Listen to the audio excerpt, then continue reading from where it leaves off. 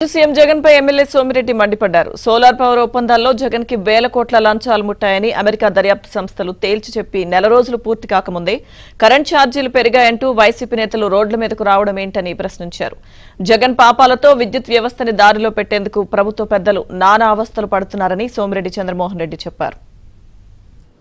తమరు చేసిన పాపాలు మరో 30 ఏళ్ళు అనుభవించమన్నావు. సెకి 7,000 మెగావాట్లు యూనిట్ ₹2.49 అగ్రిమెంట్ చేశావు. పక్కన గుజరాత్ ₹99, 50 పైసలు తక్కువ. ఎక్స్పర్ట్స్ ఏం చెప్తున్నారు? మరో 10 సంవత్సరాలకి సోలార్ పవర్ యూనిట్ ₹25 వస్తుంది అంటున్నారు.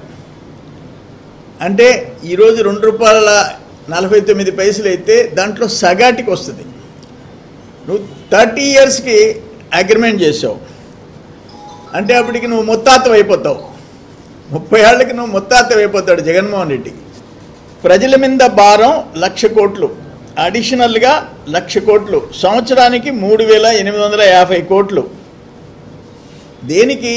1,750 కోట్లు లంచం తీసుకొని బరి తెగించి ఫెడరల్ బ్యూరో ఆఫ్ ఇన్వెస్టిగేషన్, ఒక అమెరికాలో ఉండే అంతర్జాతీయ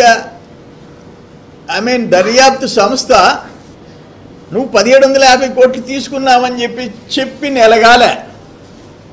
సిగ్గున్నోళ్ళైతే ఒకవేళ జగన్మోహన్ రెడ్డి చెప్పినా మీ నాయకుల కన్నా, వైసీపీ నాయకుల కన్నా రోడ్డెక్కేదానికి సిగ్గుండాలి.